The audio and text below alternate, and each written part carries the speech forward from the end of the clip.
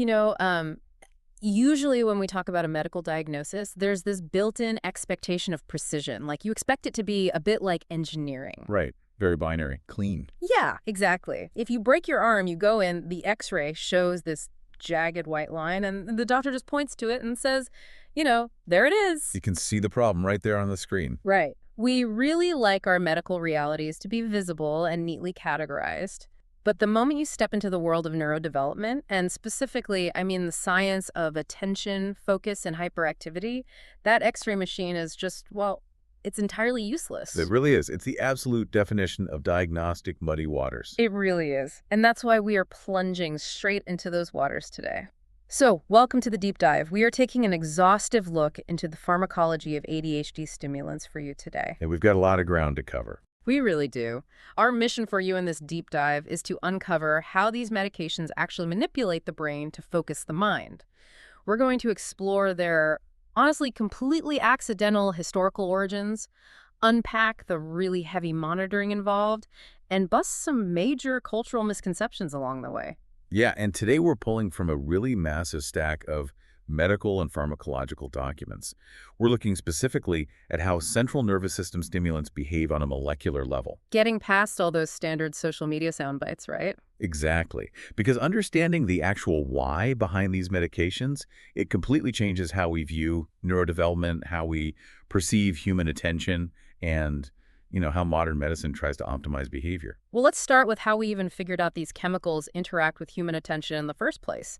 Because, and this blew my mind, it wasn't a group of neuroscientists setting out to cure a lack of focus. Not even close. It was a complete, bizarre accident that actually starts with, of all things, nasal decongestants. Right, the early days of pharmacology were wild. Yeah, so according to the historical data in our sources, amphetamine was first synthesized way back in 1887 by a Romanian chemist named Lazar Edelianu, and then it just kind of sat on a shelf. Literally sat there. For over 40 years, the medical community had absolutely no practical application for the molecule. Until the 1930s, when they decided, hey, let's use it to treat a stuffy nose. Right. In 1933, Smith, Kline, and French marketed it as the Benzedrine inhaler. It was just an over-the-counter decongestant. But the real pivot, the moment that accidentally altered psychiatric history, came from a physician named Charles Bradley in 1937. Yeah, Bradley's work is fascinating. He was working at the Emma Pendleton Bradley Home, which was a residential institution in Rhode Island for children with various behavioral and neurological disorders. Okay. And he was conducting this diagnostic procedure on hospitalized kids called the pneumocephalogram. I looked into this procedure for the deep dive, and I mean, it sounds medieval, just brutal. Oh, it was incredibly invasive. Basically, they were draining cerebrospinal fluid through a spinal tap and replacing it with air. Yeah, the idea was that the air would make the brain structures show up more clearly on an X-ray. But as you might imagine, suddenly dropping the fluid pressure in the spine caused horrific, just debilitating headaches in these children. Which is where the nasal decongestant comes in. Exactly. Bradley decided to give them Benzedrine, essentially amphetamine sulfate, hoping it would stimulate their nervous systems enough to raise their blood pressure and relieve the headache pain. So the intended outcome was purely cardiovascular. Purely cardiovascular. But he noticed this side effect that was entirely unexpected.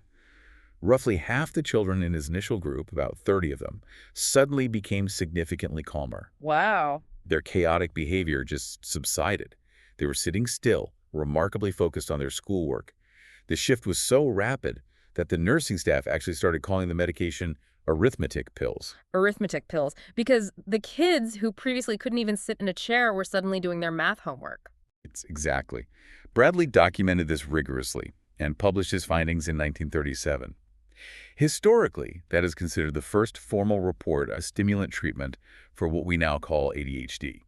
And the reaction from mainstream medicine is just incredibly frustrating to read about, because they completely ignored him. Yep, for almost 25 years. It wasn't until the 1960s that amphetamines really gained traction for pediatric behavior. It's wild. It highlights this recurring, sometimes tragic theme in medical history. The clinical observation is often decades ahead of the theoretical understanding. Bradley saw, though, He proved the behavior changed, but because science lacked a biological paradigm for the why, they just dismissed it as a fluke. Well, the other major medication in this category, methylphenidate, followed this totally parallel, equally weird path. We know it today as Ritalin, right? Right. Synthesized in 1944. Yeah, by a chemist named Leandro Panisson at the Swiss company Ciba, which is Novartis today. And he named the drug Ritalin after his wife, Marguerite, whose nickname was Rita. And the reason he named it after her is just a perfect snapshot of mid-century medicine. Right, because she was taking her husband's newly synthesized chemical to improve her amateur tennis game. Exactly. She felt it gave her an edge on the court. I mean, if you think about the magnitude of what these drugs do today for millions of people, it is memorably absurd. It's like discovering a major psychiatric breakthrough while trying to cure a common cold or, fix a recreational sports handicap. Pharmacology frequently operates in that backward motion, though. We stumble upon a molecule that does something noticeable, and then we spend 50 years reverse engineering the mechanism to figure out what it's actually doing and who truly needs it. And that actually brings us to a massive, decades-long misconception about who needs it. When doctors finally realized these drugs helped hyperactive kids focus, it birthed this concept of the paradoxical effect. Oh yes, the classic paradox.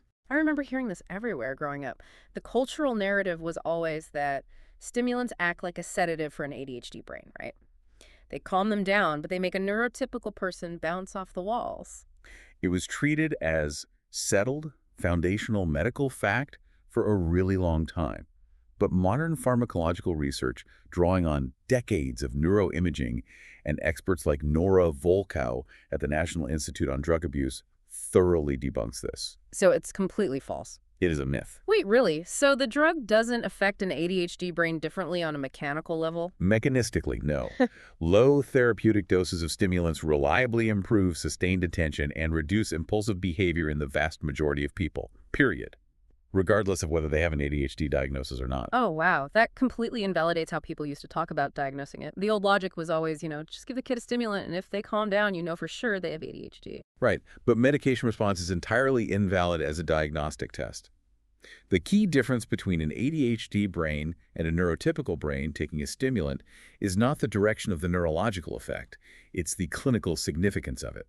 Okay, break that down for us. What does that mean in practice? Well, if a patient has severe ADHD, introducing that chemical improvement in focus is functionally transformative. Yep. It rescues their ability to navigate daily life. But if a neurotypical person takes that exact same dose, they experience a milder version of that exact same cognitive tightening. I see. The drug performs the exact same mechanical operation, but the patients are starting from vastly different biological baselines. Okay, to really grasp that baseline for you listening, we need to look at the brain's hardware. The underlying mechanism here revolves around the prefrontal cortex, right behind your forehead. It acts like the brain's CEO. Exactly. Managing executive function. Working memory, planning, impulse control, filtering distractions.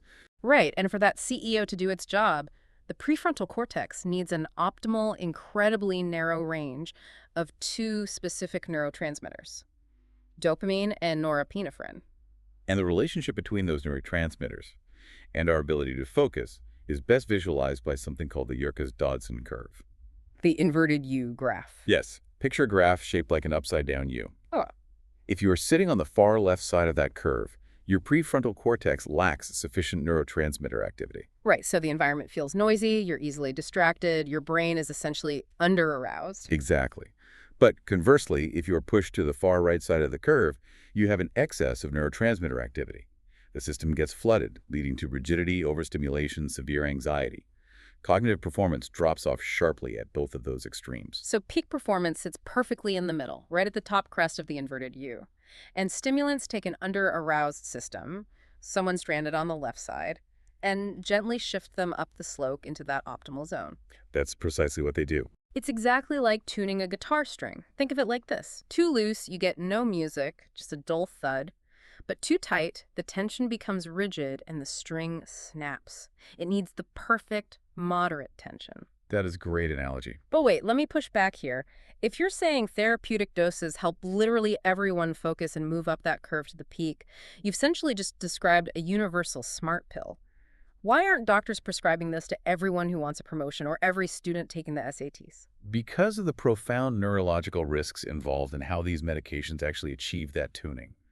Pushing the brain up that curve is not a consequence-free operation, especially if the tuning happens too rapidly or pushes someone over the peak and down the dangerous right side of the curve. Right. This is where we really have to differentiate the actual families of medication. Right, because to get a patient's brain to that optimal peak, prescribers generally rely on two distinct families of drugs, and mechanically they operate very differently, even though both are Schedule II controlled substances. Which means the federal government acknowledges they have an accepted medical use, but they carry a severe high potential for abuse and dependence. So let's talk mechanics. Both families target the same molecular machinery, right? The dopamine transporter, known as DT, and the norepinephrine transporter, NET. Let's look at the first family, methylphenidate. This is your Ritalin, your Concerta. Yeah, so pharmacology shows that methylphenidate acts primarily as a reuptake inhibitor. It blocks those transporters. Okay. Normally, these transporters function like cellular vacuums. After a neuron releases dopamine into the synapse, which is just the microscopic gap between neurons, those vacuums suck the dopamine back up into the original neuron to be recycled. It's the brain's natural cleanup mechanism. So methylphenidate basically acts like a physical plug blocking those vacuums. Exactly. It prevents the cleanup process, trapping dopamine and norepinephrine in the synapse for a longer period. It raises the levels passively. It's not forcing the brain to make extra dopamine, it's just slowing down the drain. Right, okay. Now compare that passive mechanism to the second major family, amphetamines. This is Adderall, Vivance, dextrine. Amphetamines do everything methylphenidate does. They block the vacuums, but then they initiate a much more aggressive secondary mechanism, don't they? They do. They actually break into the presynaptic neuron itself. Oh, wow. Yeah, they penetrate the cell wall and target something called vesicular storage. Inside the neuron, dopamine and norepinephrine are stored in these tiny biological containers, managed by a protein called VMB2. Okay. Amphetamines disrupt this protein. They essentially break open the internal storage containers and flood the inside of the cell with free-floating neurotransmitters. And then, because the cell is so overloaded, the amphetamines force those cellular vacuums to run in reverse. Right. Instead of sucking dopamine out of the synapse, Ugh. the transporters actively pump massive amounts of dopamine from inside the cell out into the gap. That is wild. It's a powerful dual mechanism. You have the blockade of the reuptake combined with the active forced release of stored reserves, which is why amphetamines are generally considered more potent, milligram for milligram, than methylphenidate. To give this a concrete visual for you listening, imagine a boat sitting in the water. The inside of the boat is the synapse, and the water level is the amount of dopamine.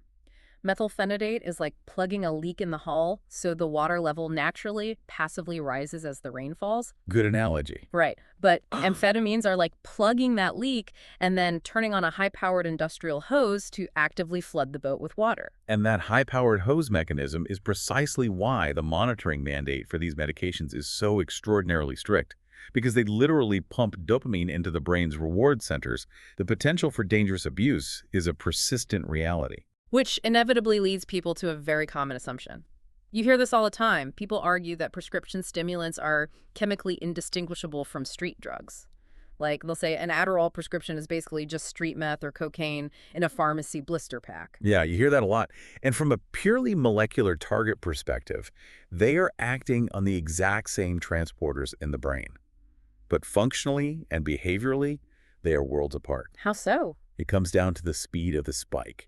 When researchers use PE imaging to look at the brain of someone taking an oral therapeutic dose of a prescribed stimulant, they see the drug occupies about 50 to 70% of the dopamine transporters. Okay.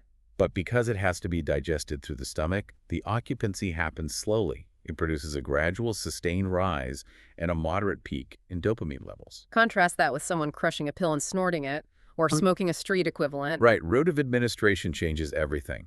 Snorting, or smoking, bypasses digestion completely.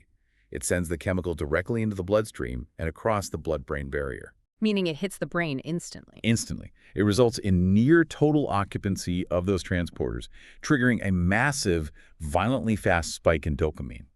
And addiction science shows us that the speed and magnitude of that dopamine spike is what drives addictive reinforcement, far more than the specific shape of the molecule itself. Ah, I see. So swallowing a capsule that takes 90 minutes to slowly release its payload is just a fundamentally different neurological event than inhaling a substance that overwhelms the brain's reward center in 6 seconds. Precisely.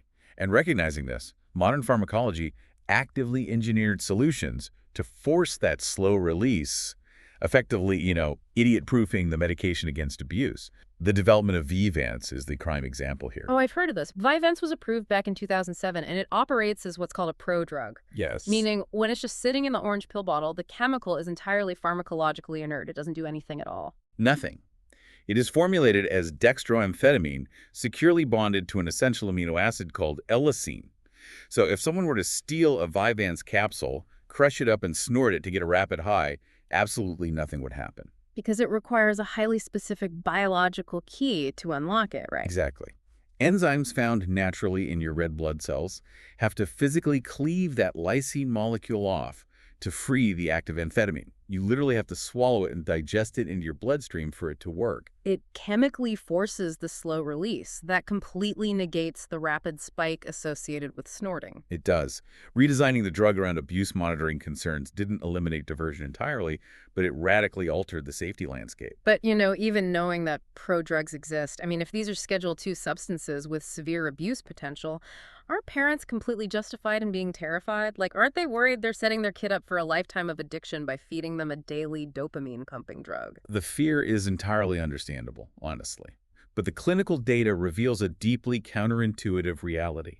Really? Yeah, multiple longitudinal studies consistently show that properly diagnosed and effectively treated ADHD is associated with a significantly reduced risk of later substance use disorder. Wait, the medication actually reduces the risk of addiction. That is the exact opposite of what most people assume. Why does the math work out that way? Because the untreated impulsivity itself is the primary risk factor.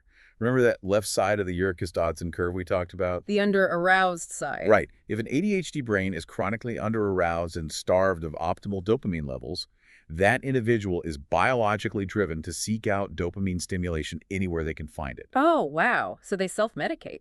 Exactly. It often manifests as risky adrenaline-seeking behaviors, severe self-medication, and early experimentation with street drugs. By medically stabilizing the dopamine system with a prescribed, steady stimulant, you remove that desperate, chaotic biological drive to self-medicate. So the medication is not the gateway to addiction. It's actually the guardrail keeping them off the path. Well said. However, these medications are not antibiotics. They don't cure the condition. They only manage the symptoms for the 4 to 12 hours they are physically active in the bloodstream. Which is why the treatment requires such intense, ongoing, complex medical monitoring.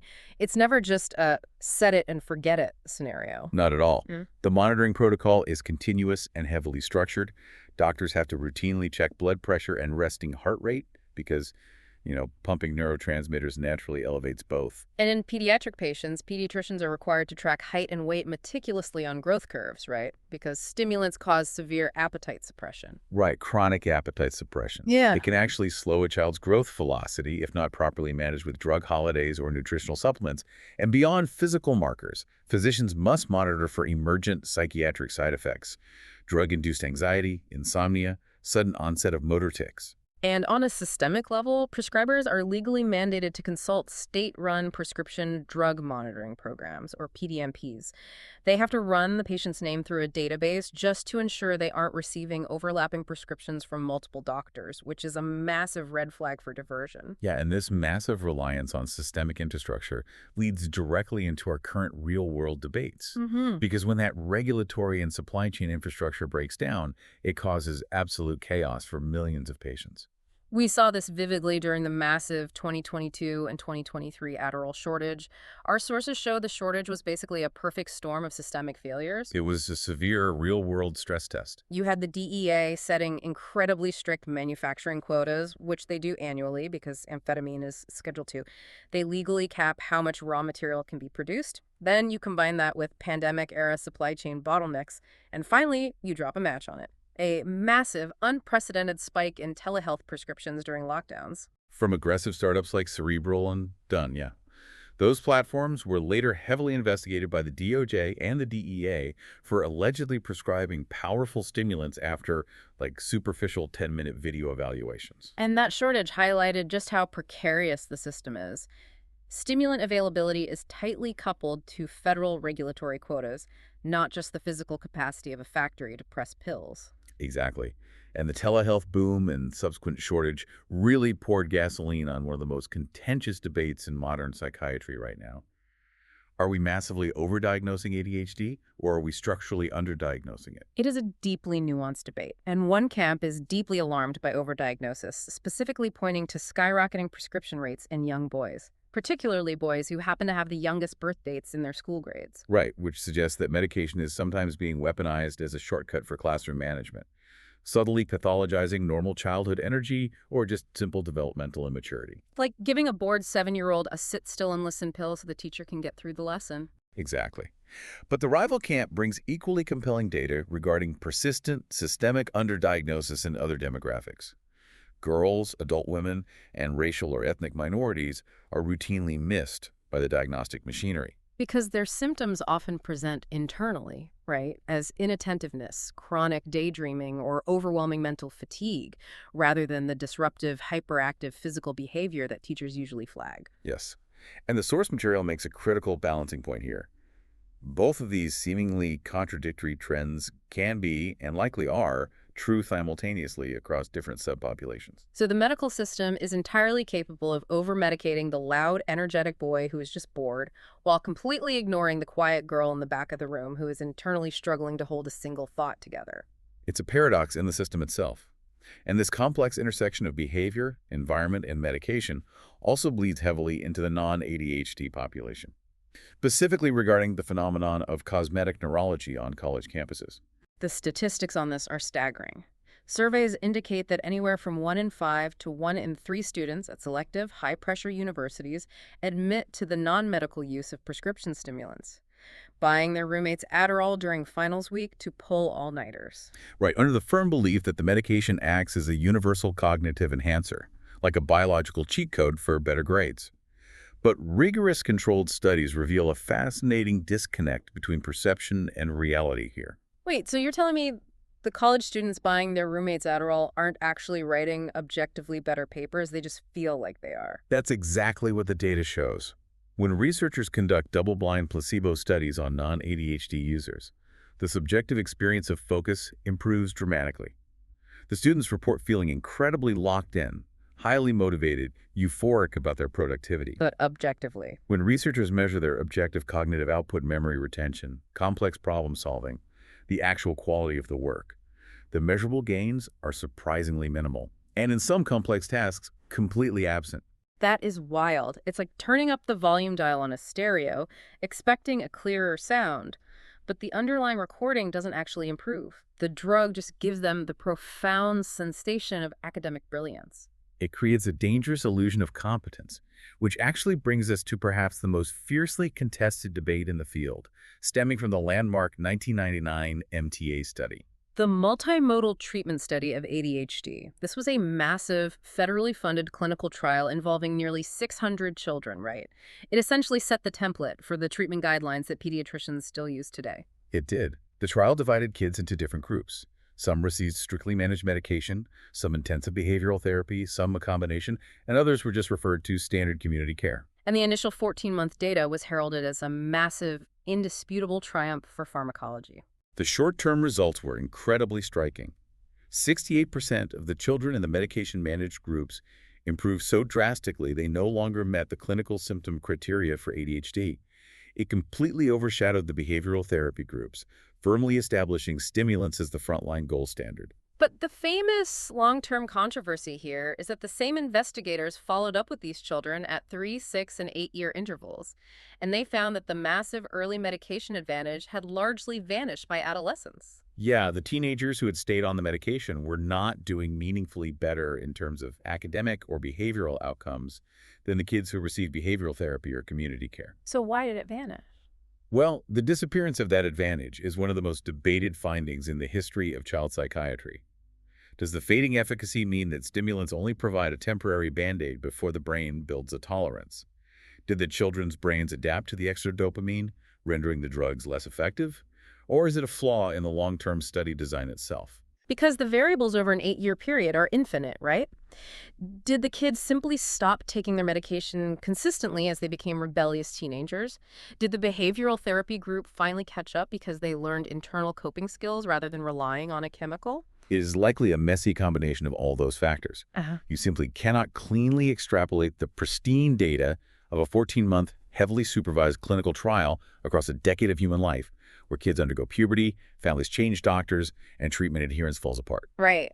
The debate remains unresolved, and unfortunately, the data gets twisted by both staunchly pro-medication and anti-medication advocates to fit their pre-existing narratives. Wow. We have covered immense, complex ground today. Let's do a rapid-fire recap of what we've mapped out for you listening. We traveled from the accidental discoveries involving pneumatic headaches and tennis players in the 1930s and 40s. We mapped out the Yerkes-Dodson inverted U curve of focus, establishing that the paradoxical effect of stimulants is a deeply ingrained myth. We differentiated the core mechanics of the major drug families. Methylphenidate passively plugging the reuptake drain, while amphetamines aggressively force the system to pump dopamine into the synapse. We looked at the critical engineering of prodrugs like Vyvanse to combat the dangers of fast dopamine spikes, proved that early treatment actually acts as a guardrail rather than a gateway to addiction, and waded into the extremely messy, real-world debates of shortages, cosmetic college cramming, and long-term efficacy. It is a dense amount of pharmacology, but synthesizing all these pieces leaves us with a profound, somewhat uncomfortable societal question to consider. I agree. If we know, based on the neurobiology, that therapeutic doses of these stimulants can push almost anyone slightly further up that curve of focus and alertness, whether they have a diagnosed deficit or not, it forces us to look past the individual brain and evaluate the environment. Exactly. Are we actually witnessing a true biological epidemic of attention deficits? Or are the relentless, unnatural productivity demands of modern standardized schooling and hyper-competitive workplaces subtly forcing us to pathologize normal human distraction, just because we cannot keep up with the machinery we've built? Are we using these incredible tools to treat a broken brain, or are we chemically adapting ourselves to survive a broken environment? When you view the pharmacology through that lens, the diagnostic muddy waters we started with make perfect sense. Finding a clean, crisp X-ray line of a diagnosis suddenly seems much less important than understanding the rapidly changing water we are all being forced to swim in. Thank you so much for joining us on this deep dive into the science of attention. Keep questioning the consensus, stay curious, and we will catch you next time.